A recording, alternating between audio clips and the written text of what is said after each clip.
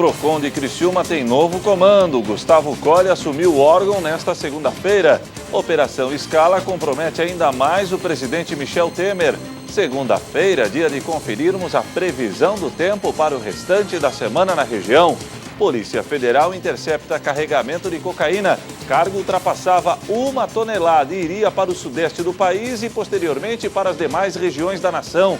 Vereador criciumense elabora projeto de lei que concede desconto para pagamento do IPTU em cota única.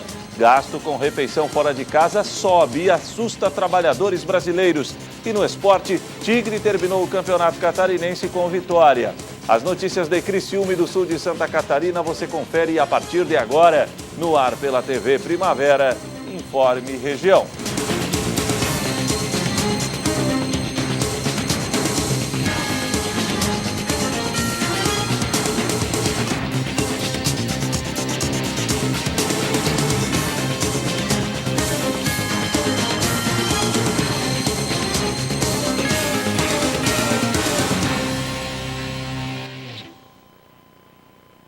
Hoje, segunda-feira, 2 de abril de 2018. Para você que sintoniza a tela da TV Primavera, uma boa noite. O Procon de Criciúma agora tem novo comando. Gilberto Santos foi substituído pelo jornalista Gustavo Colli. O Procon de Criciúma tem novo comando. Na última quinta-feira, o governo municipal confirmou a saída de Gilberto Santos para a efetivação de Gustavo Colli. Uma troca ocasionada pelo pedido de exoneração do agora ex-coordenador. Apenas um projeto pessoal meu que já vinha há algum tempo já analisando e recebi uma proposta de um grupo que já sou familiarizado com o grupo, já trabalhei com eles há alguns anos. É um projeto novo, da cidade de Tubarão, mas é um projeto que vai atuar em todo o Brasil. É um projeto da área de saneamento básico. Eu já tive algumas experiências, já fui administrador do SAMAI de Uruçanga por um período, fui também gerente financeiro e contábil do Tubarão Saneamento, que é uma concessão. E tem vários outros projetos aí em andamento que eu vou assumir a gestão desses projetos. O gestor avaliou sua passagem à frente do órgão, que durou pouco mais de um ano. Eu recebi um Procon um pouco desorganizado, não tínhamos números do Procon, não tínhamos os processos, era muito rudimentar. E eu, como sou da área de gestão, a primeira coisa que eu tomei a medida foi organizar e ter os números do Procon na mão.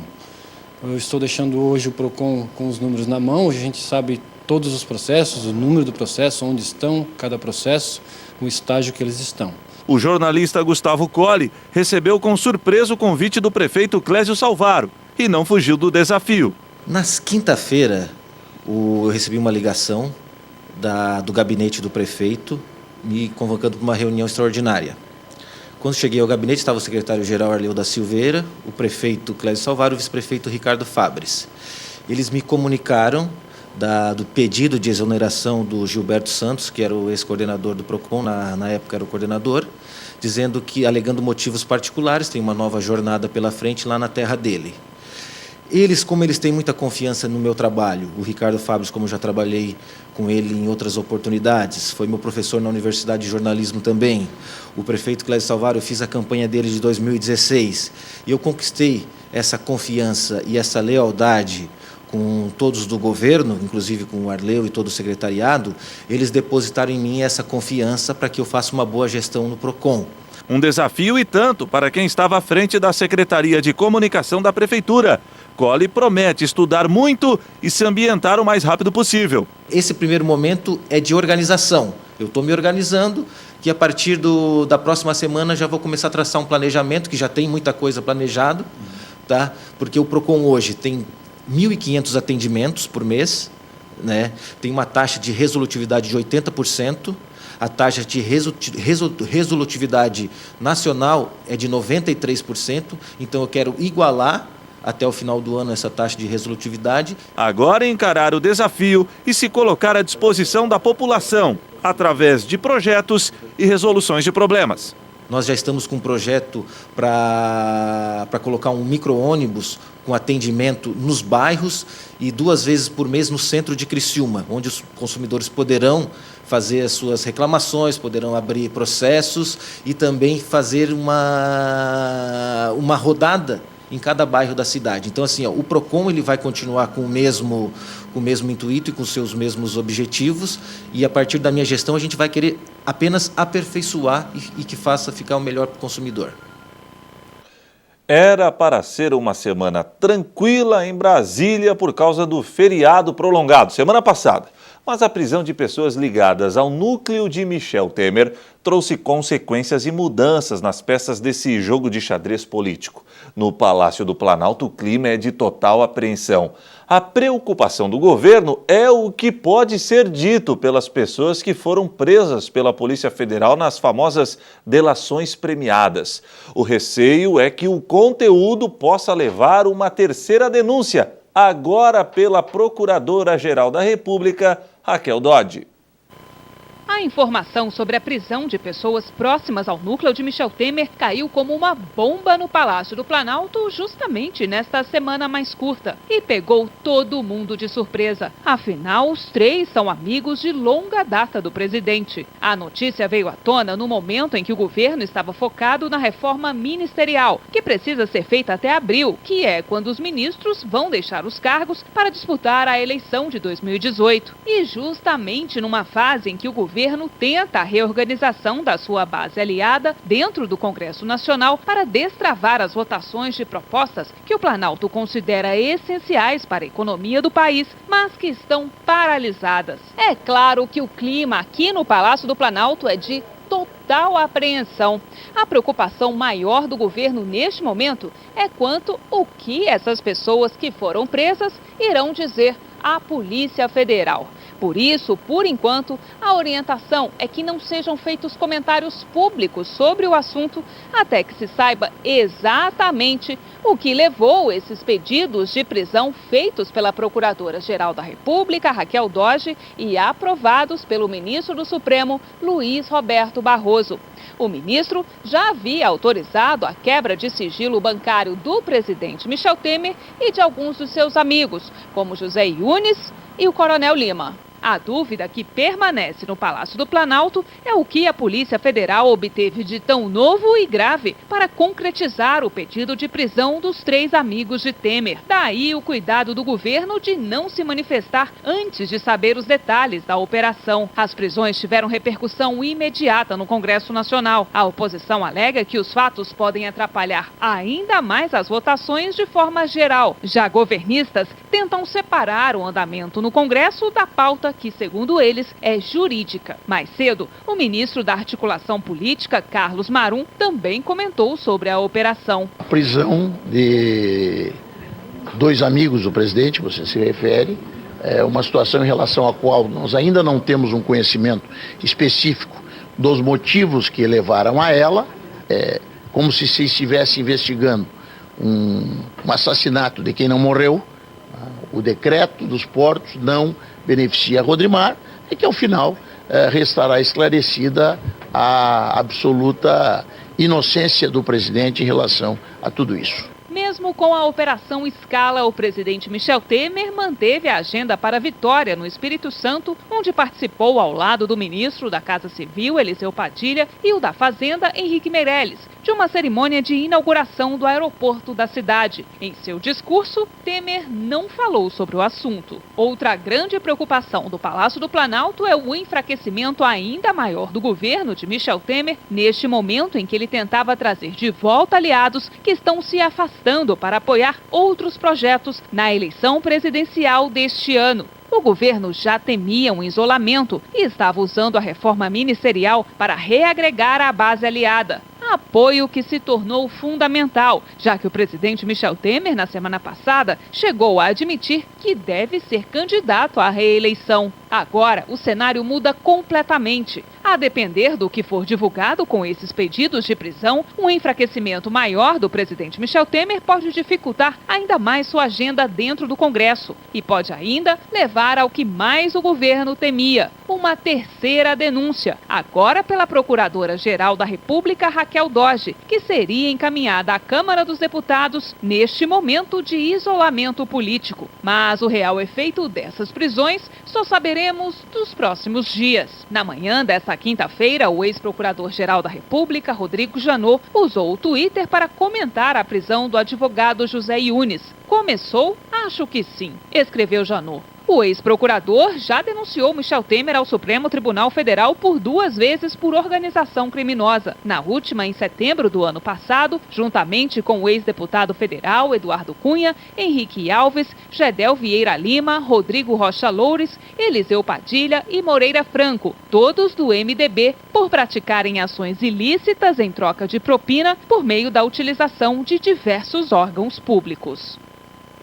Bom, e durante o final de semana, seguindo uma orientação da Procuradora-Geral da República, Raquel Dodge, o ministro Luiz Roberto Barroso acabou soltando os amigos do presidente Temer. De qualquer forma, a preocupação no Planalto continua. A seguir, vereador criciumense elabora projeto de lei que concede desconto para pagamento do IPTU em cota única.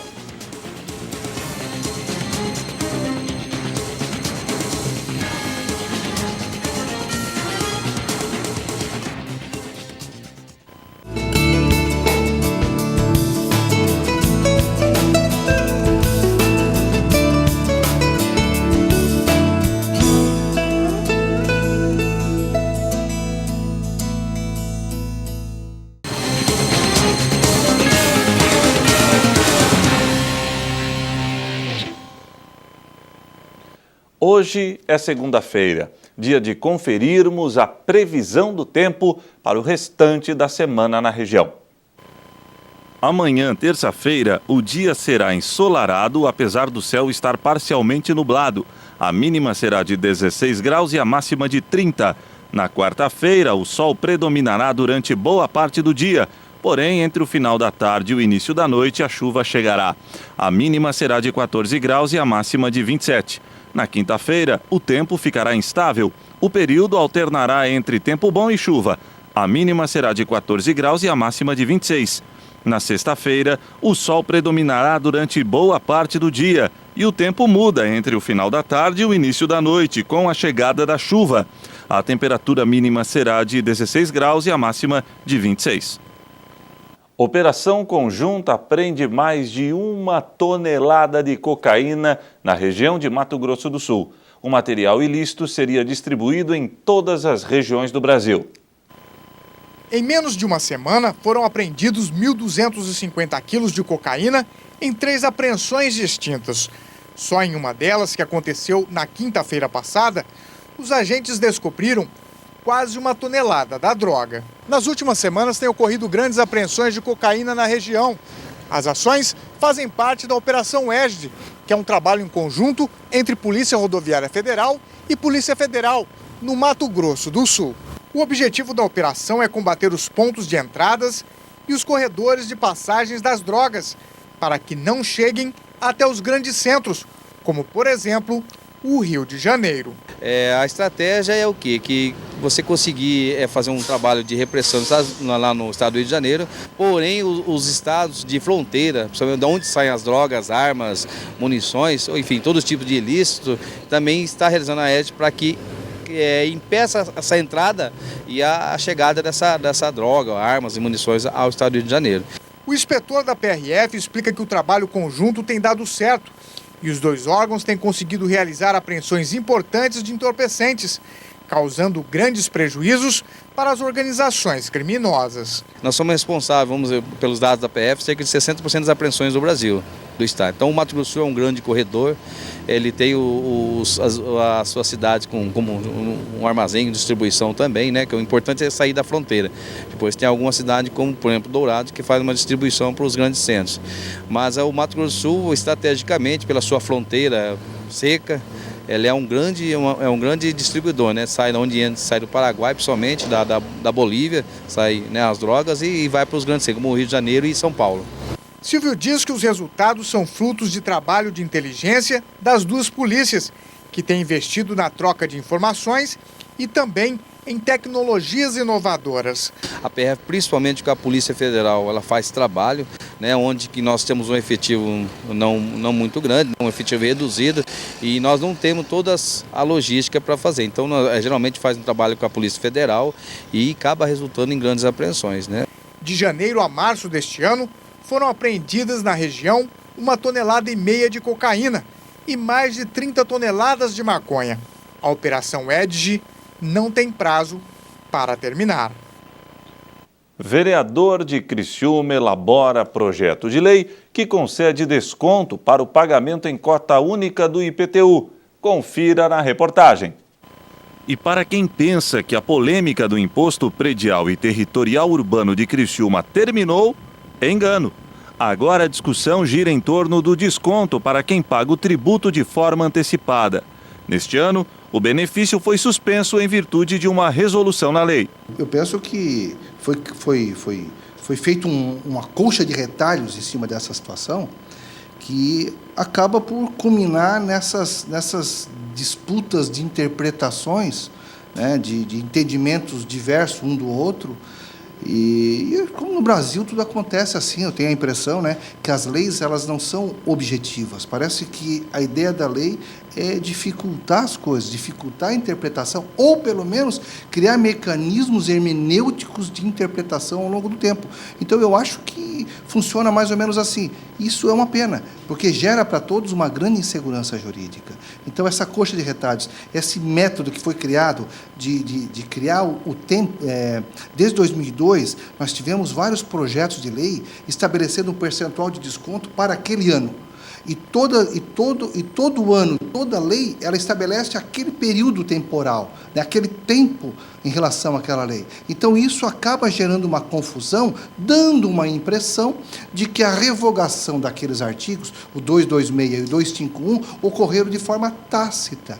Na semana passada, a Ordem dos Advogados do Brasil deu parecer favorável à decisão do governo. Porém, o parlamentar, apesar de respeitar o estudo da OAB, não concorda. Eu penso que há apenas um parecer. Ela não tem o condão de julgar, de decidir. A subcomissão estabeleceu o seu posicionamento, a ideia, o que ela acha em relação àquela lei. E ela declara que houve implicitamente ou tacitamente a revogação dos mesmos. Mas eu te faço uma pergunta muito simples, eu devolvo com uma pergunta muito simples. Se eu abrir para você aqui agora a lei, você vai ver que naquele artigo 226 e 251, ele não foi riscado. Se ele não foi riscado, porque toda vez que ocorre uma modificação na lei, toda vez que ocorre uma alteração, uma mudança, uma revogação, você risca os artigos continuam vigentes. O vereador acredita que a discussão está longe de ser encerrada e que provavelmente irá parar nas vias judiciais. Eu penso que isso vai culminar no próprio Poder Judiciário, né? Pelo que eu sinto na situação como as coisas vêm se desenrolando, né? Agora, assim, Heber, na semana passada eu fiz um pedido através de um requerimento solicitando verificar, né, quando que vamos ter, ou se é que está havendo um estudo acerca do Código Tributário Municipal. Apesar da discussão desgastante, o legislador seguirá com os debates e espera que o desconto volte a ser concedido aos contribuintes que optarem pelo pagamento do IPTU à vista e de forma antecipada. O projeto de lei propriamente dito, ele prevê a aplicação do 226 e 251 nos seguintes termos, com uma nova redação: 20% para quem paga antes do vencimento, 10% para quem paga até 30 dias do vencimento e 5% para quem paga nos 3 primeiros meses. E é claro, tem que se considerar para esse fim se é um adimplente, se paga em dia, paga no vencimento. Então, benefício que tu tens que criar para a população, para aqueles que pagam em dia, propriamente dito. Então, esse projeto está protocolado na casa, aguardo o posicionamento e o parecer jurídico para que depois os andamentos continuem.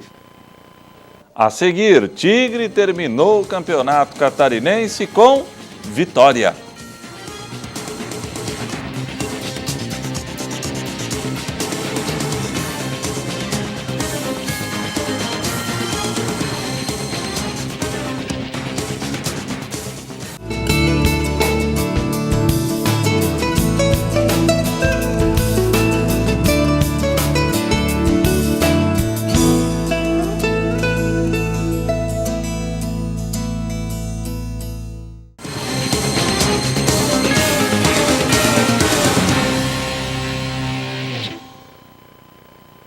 O preço da refeição fora de casa passou um pouco do ponto. Está subindo acima da inflação. No Brasil, o cidadão paga em média R$ 34,00 por 1 quilo de comida, em média. Mas isso é média, repito. Enquanto um prato feito pode sair a R$ 10,00, alguns restaurantes de comida por peso chegam a cobrar incríveis mais de R$ 100,00. Uma coisa o Anderson já percebeu. No final do mês, a fila no restaurante que ele tem no centro de São Paulo fica menor. Você acabou fazendo o inverso, você aumentou o preço e teve que voltar atrás. Por quê? É verdade. No começo do ano a gente sempre faz um reajuste. E esse ano, no primeiro mês que eu fiz o reajuste, meus clientes já começaram a fugir, entendeu? Eles não vieram mais. Começaram a falar, pô, aumentou bastante o preço, então não está dando pra gente vir. Então a gente foi obrigado a voltar no preço que era. Segundo o IBGE, no ano passado, quem fez as refeições em casa pagou menos do que o normal. Já nos restaurantes, o preço subiu. Isso porque o restaurante, assim como a dona de casa, precisa de gás, água e energia.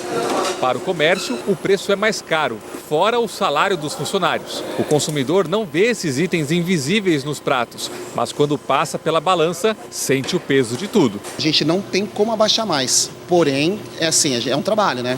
É a situação econômica do Brasil. Então, vai melhorar com certeza e vamos voltar ao que era mesmo há uns anos atrás. Pensamento positivo. Com certeza, sempre pensamento positivo.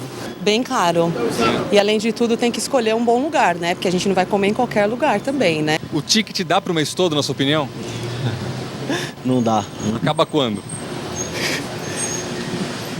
15 dias, no máximo. Dá para fazer o quê para economizar o ticket, para fazer ele durar até o final do mês? Almoçar, trazer marmita de casa. Tem que fazer comida em casa. Eu faço uma escala. 15 dias eu trago marmita e 15 dias eu como fora. Uma pesquisa da Associação das Empresas de Benefício ao Trabalhador foi feita em 51 municípios de todas as regiões do Brasil e mostra que o custo médio de uma refeição sai mais de R$ 34,00. Em 22 dias de trabalho por mês, isso significa que o trabalhador gastaria 80% de um salário mínimo. Se você comparar com os valores, com o valor da refeição dentro de casa, é um valor elevado. Comer dentro de casa é bem mais barato. Agora, de fato, muitos funcionários não tem como, né, viabilizar uma refeição, trazer de casa, enfim, não tem toda essa infraestrutura e também tem o cuidado de fazer a alimentação, né, preparar a alimentação dentro de casa. No final, tem que se alimentar fora de casa. Para chegar no valor da refeição completa, a pesquisa avaliou o preço do prato principal com uma bebida, uma sobremesa e um cafezinho. Foram considerados 4 tipos de restaurantes: os que servem pratos comerciais, executivos, à la carte e self-service. Ao invés de você escolher um à la carte, onde tem o garçom que vai te servir, enfim, um prato específico de menu, etc., você pode optar por estabelecimentos comerciais por quilo, mais acessíveis, com certeza. O Criciúma se despediu com vitória do Campeonato Catarinense 2018. Agora é focar na Série B. O gol da vitória tricolor saiu aos 21 minutos do segundo tempo. Alex Maranhão cobrou o escanteio na cabeça de Sandro, que definiu o placar. Final, Criciúma 1, Hercílio Luz 0. Com o término da primeira fase, o Campeonato Catarinense terminou assim. Chapecoense com 41 pontos e Figueirense com 36 foram os 2 primeiros colocados e irão decidir o campeonato. O Tubarão foi o terceiro na classificação geral com 26 pontos, 7 vitórias e saldo positivo de 5 gols. O Criciúma foi o quarto com 26 pontos, 7 vitórias e saldo positivo de 2 gols. O Joinville foi o quinto com 24 pontos e 7 vitórias. O Avaí foi o sexto e somou 24 pontos e 6 vitórias. O Brusque terminou na 7ª posição com 20 pontos. O Hercílio somou 17 pontos, 4 vitórias e saldo negativo de 7 gols, terminando na 8ª posição. Internacional de Lages na 9ª posição e Concórdia na 10ª foram rebaixados para a Série B do Catarinense 2019. E o Informe Região desta segunda-feira fica por aqui. Voltaremos amanhã, se Deus assim permitir. Boa noite.